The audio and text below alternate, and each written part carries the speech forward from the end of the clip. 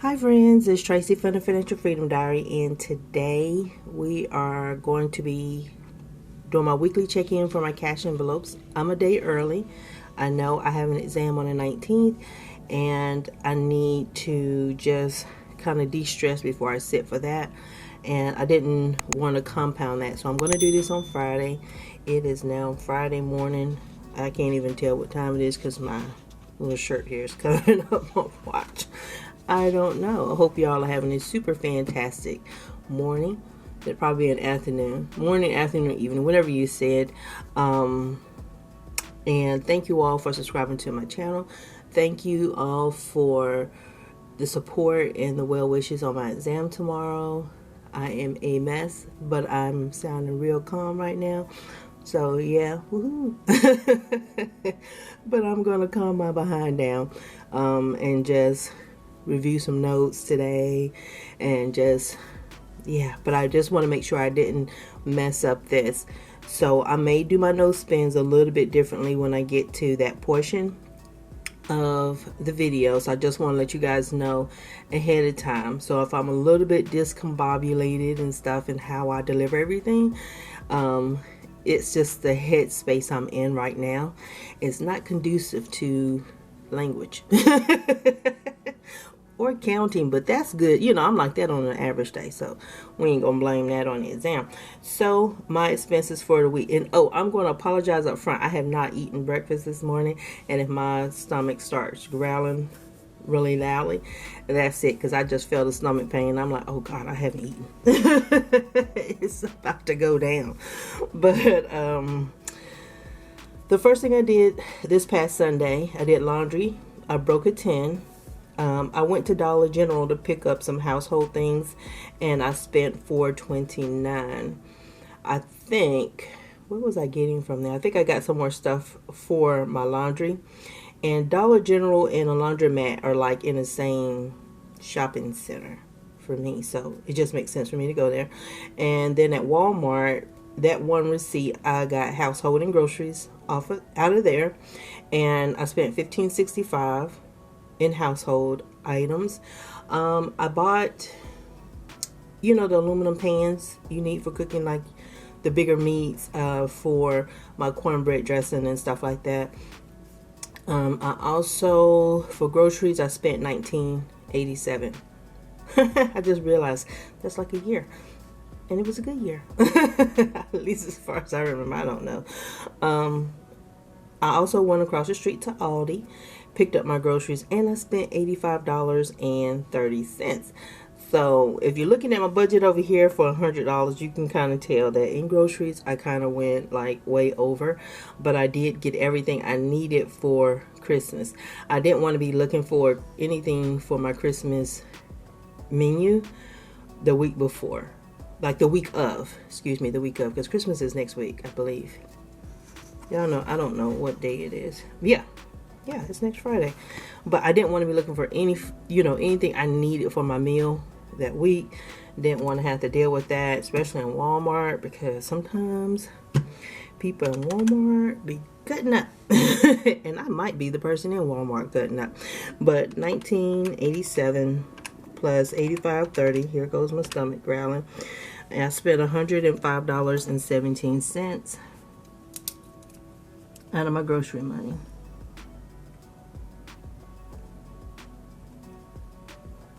And I will check and make sure I have everything that I need. Restaurants, I didn't spend anything. Laundry, I spent $10.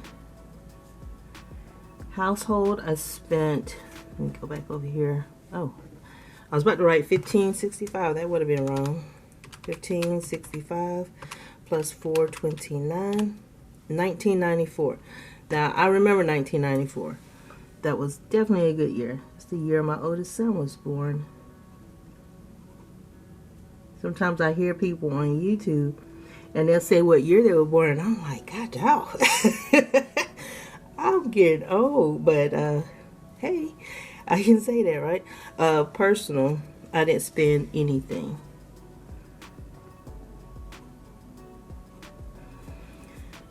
Alrighty, so yeah, that was the the sum of everything. Definitely went over on the groceries for $5.17. Groceries, I ended last week with $273. I spent 105.17, and so I should have 167 or 168 left in my wallet. So my dentist appointment card caught me off guard. I'm like, what is that? What is that? What do I got? Let's see what I got here. Hopefully I put everything back. 100, 150, 160, 165, 166, 167. So I got $167. I do not remember using change last week.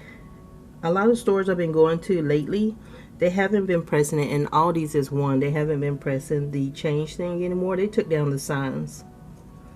So 167. Put that back.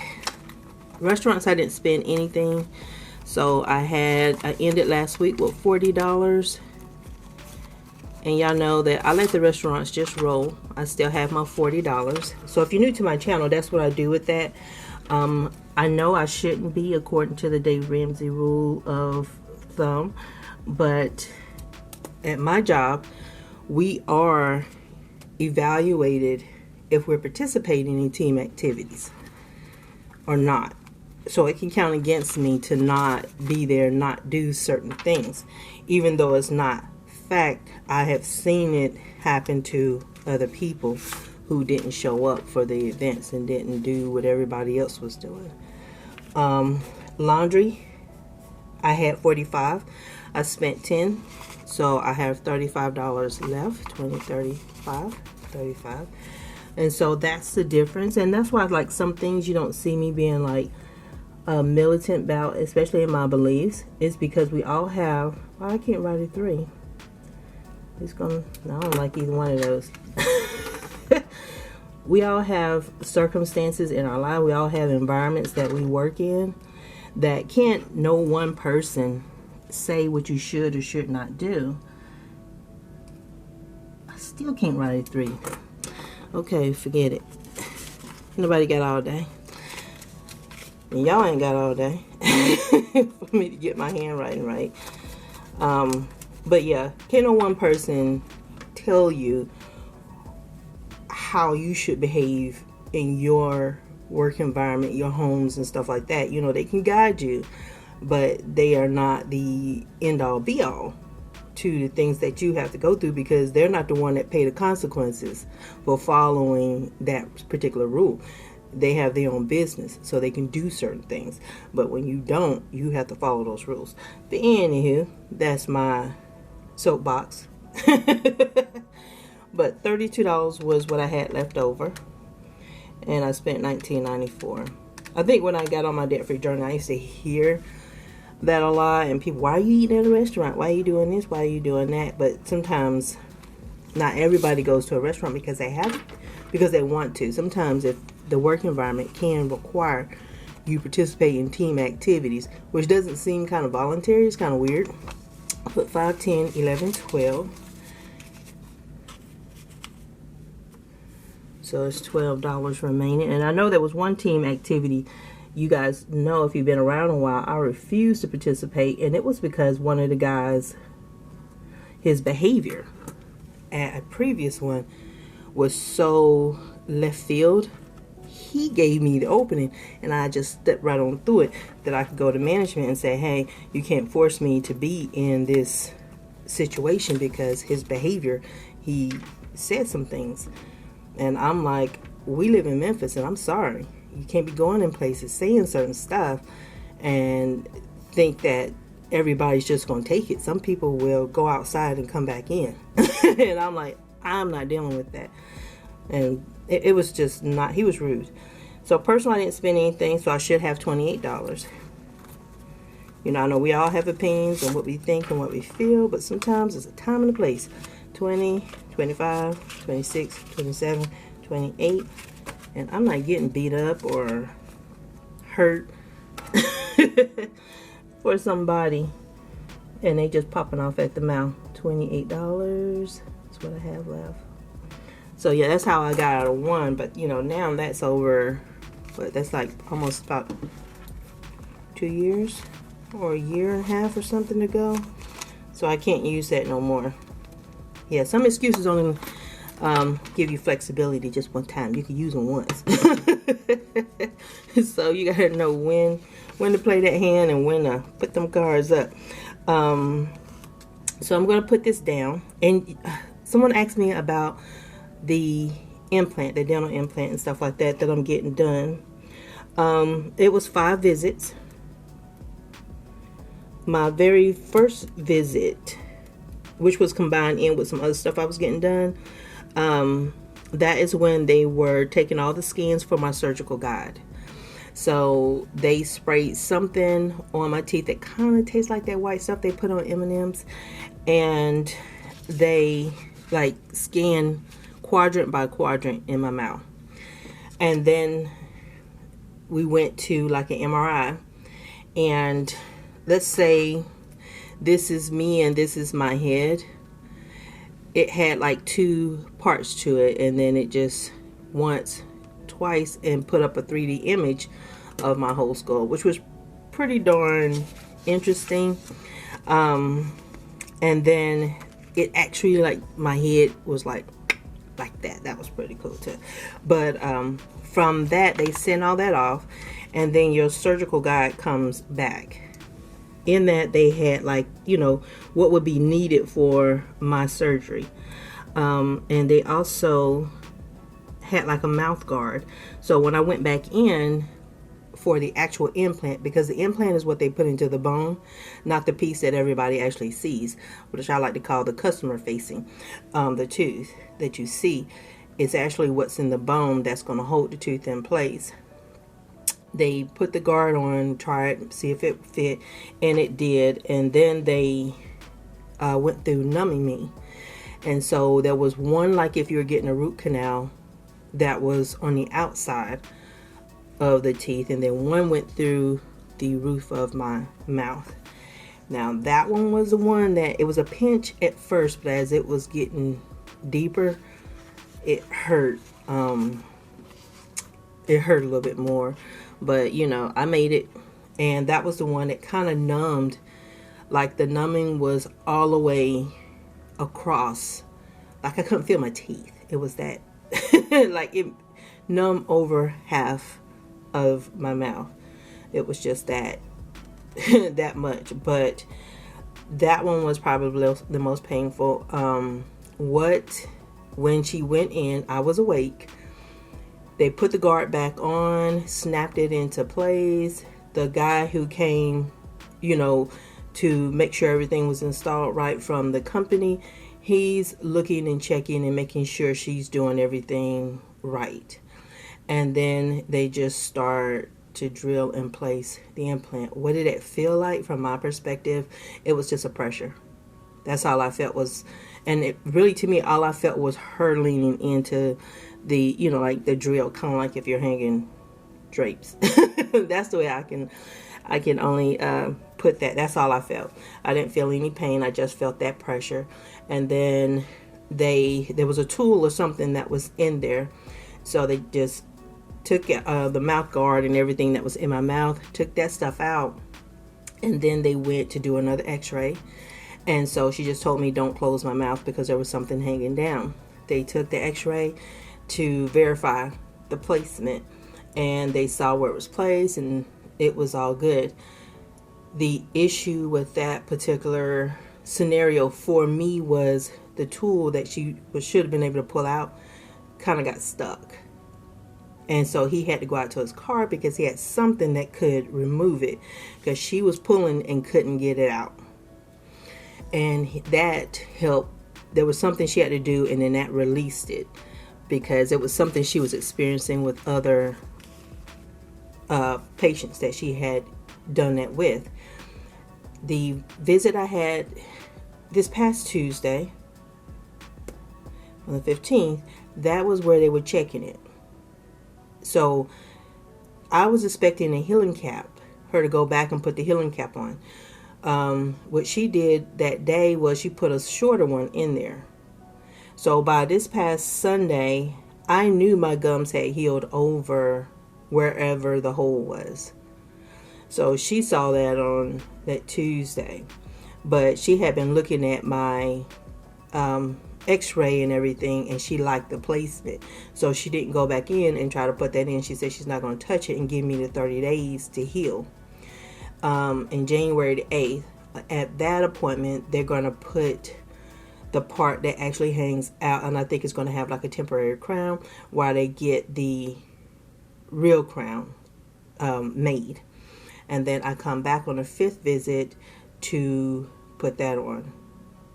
And I think that one is the one I need to check and see what the price is. You know, like the January 8th, I need to see what all the new pricing is going to be at that particular point, because on my documents I can see that seating the crown is free, but the crown, that next part I got to go through, which is the abutment, and she called it a healing abutment, that one is about $900, I believe.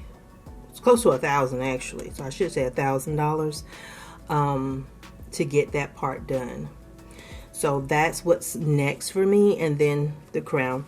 The reason why I went this direction instead of trying to do a bridge or anything like that is because the care is just like a real tooth. And so when he told me that, I was like, yeah, I'm not a person who is down with surgery or anything like that. And so it is a little scary for me. But yeah, you guys helped me out a lot with the healing process afterwards, because you told me about the culturelle, because the hardest part of the healing for me is what happened to my stomach, and I was exhausted because I was waking up 11, 2, 3, 4, 5 in the morning having severe stomach cramps, and it was really bad. So the culturelle, oh my God, I took one, and that was just like, whew, it just cut that out. I'm still doing that to make sure my gut bacteria is back to what it needs to be, because you have to, I think it's for 10 days is what I read on the packaging. The salt water rinses, that help. The salt water rinses take the soreness away. I took Advil because they tell you to take ibuprofen. When I left, I felt a pull, the sensation, it was like my sinuses or something. But it wasn't like a sinus headache, or like when you have a root canal, or the pain you might feel when you have your wisdom teeth removed. Nothing that severe. Not even on that level. It was a pressure in my head. So the Advil kept that at bay for me. I'm trying to think what else. You know, not sleeping on the left side of my head, which that's the side of my head I actually sleep on. Sorry, my camera was cutting off, but yeah, I sleep on the left side. So, because I'm a pillow hugger, and so that's the way I turn my head. So I had to sleep on the right side. But the first day, I actually slept on my couch, and I was sitting up in my on the couch, so that way I was propped up with pillows. But that's not a comfortable way for me to sleep. I tend to get, you know, like a lot of muscle issues from that. So that's been the healing process. So today I'm fine. I don't have anything hanging out, so I don't have the extra piece that other people have to deal with not bumping it. So if you do go that route, or you know somebody's thinking about going that route, there is something that's supposed to hang out. I don't have to deal with that. So I eat on my either side of my mouth. Actually, I just try not to hit the gum area and not take big bites or anything like that. You know, like just randomly shoving. You know, you take chips and you just pop it in your mouth or something like that. I don't do that. Just to make sure I can keep the food away from that area. But I haven't had any swelling or anything like that. They do give you a care booklet to take home with you.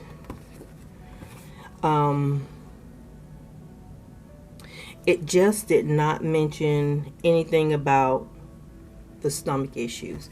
I did buy a mouthwash or a rinse, but I don't do that now. That's going to be something I have to do after the visit in January 8th. Right now, I just have to be careful when I brush. And so if you had something hanging down, you most definitely have to be careful how you brush, and make sure you don't bump it. And, but everything else that I do is pretty much the same as before. So, yeah, I'm healing up really good. I just, at that one visit when she checked that out, which that checking the implant was probably it was scheduled to be like $50, but the charge to me was $0. And so the $318 I got was for some cavity fillings and stuff like that for my molars. That's what I had done. So I was just like, get all this done and give me the next few weeks, give me my time back because I'm tired. But yeah, so that's what it is. So I'll be going back for visit number 4 in January the 8th, and then I have one more after my crown returns for them to seat that, and then I'm done. But yeah, that's going to be the healing abutment on January the 8th. So since today is Friday, I know I ain't going nowhere and I ain't going to do nothing today, but I'm not going to claim Saturday, okay? I know I'm going to be here. I know I'm going live at 4. That doesn't give me a lot of time to be out here running the streets and doing anything. So I'm not going to claim it just yet. I'll talk about that on the 26th. So that's why I didn't put a no spin there, because that's a little bit too futuristic. Today I know my butt's going to be right here. I'm going to edit this, upload this, and then I'm going to study for tomorrow, and that's going to be it. And I'm going to work real hard not to be trying to figure out what Pastor Jamal Bryant had to say addressing Monique Samuels from Real Housewives of Potomac, because y'all know I'm petty and I like to know what is going on and what the heck. But yeah, I'm not going to do that today. That's going to be my treat for the 19th, and try to figure out what did he say? What did he say? But but other than that, I'm going to try to contain myself and breathe and think through all these stuff. But I thank y'all so much about all the support and stuff. Y'all don't know how much that means to me, because I have been nervous. This has been on my to-do list since 2011. And one thing I would say to anybody who's just starting to feel, trying to get into their career, trying to get where they want to be, sometimes the path is not straight up. It's not even kind of stair-steppy. Sometimes you kind of get in where you fit in, you move over, you go up, you move over, you might have to move over, you might have to move over again to get up there and get to that place where you want to be. It took me more time, but I don't regret anything now that I get to actually do the job, because it let me walk a mile in the shoes of the people who are actually doing the work. So when we are working together now, I'm not intrusive on what they're doing. They are open with me because they actually trust me. And so, yeah. And I'm hoping that I can pull it all together, get this done. And this is off my list. I put this on my list February of 2011, because back in February of 2011, that's when I passed the certified associate in project management. I had no project management experience, so that's an exam I could take back then. So that's some history there. What do I do for a living? I am a project manager. I may say I'm a web application developer. I'm just getting to the point where I'm not doing so much development, but I do web development. I do database support. I do those things. So I would say 75% of my day is managing projects, talking to my manager, trying to get the resources I need, writing BRSs and doing a lot of writing. That's a big change from if you watched my videos last year, where what I did was web development all the time and I was bored out of my skull. But yeah, so for those people who never heard me talk about what I do as a career, that's what I do. And my customers tend to be engineers. applications that help them. So that's what I do. Day to day, I'm used to talking to some super smart people who are super goofy, and I'm goofy myself. So it's like a really good audience when you can play off of certain people, because it's really interesting to me to observe engineers and to observe developers and see how closely aligned the two groups are. But there is a little language barrier between the two, and I'm kind of like the interpreter between the two. But anywho, I am done. But thank y'all all so much for the support. I appreciate y'all. I appreciate all the prayers and the thoughts, and helping me with this implant, helping me with my care, because I don't know everything. I don't pretend to be a know-it-all. That is not my jam. And y'all have a super fantastic morning, afternoon, or evening. If you haven't had a chance to subscribe to my channel, welcome aboard. We don't beat up on people over here. It's not even in my thing. But y'all have a super fantastic Friday, and I will see y'all who want to goal set with me on Saturday, because that's going to be interesting, because you guys are going to see my weakness on Saturday. You're going to see all the little cracks that exist, and the cracks in how I work, because you're going to see how I am as a person and how I fall flat on a lot of things, but they're not the focus of this channel, so you don't really know.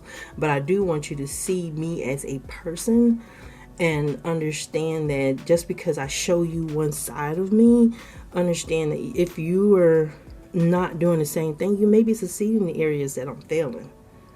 So that's not down on you. We all have our different strengths, and everything can be managed, and you can grow from those experiences. I'm not a person who says that just because you fail a couple of times, that makes you a failure. No, we all have opportunity and room for growth. And so y'all can see all the other areas I need to grow. But I will see y'all on Saturday. Thank y'all so much for your prayers. And yeah, no water before the exam. I saw that comment because I can't get up. But I will talk to y'all later. Bye. Time to get something to eat.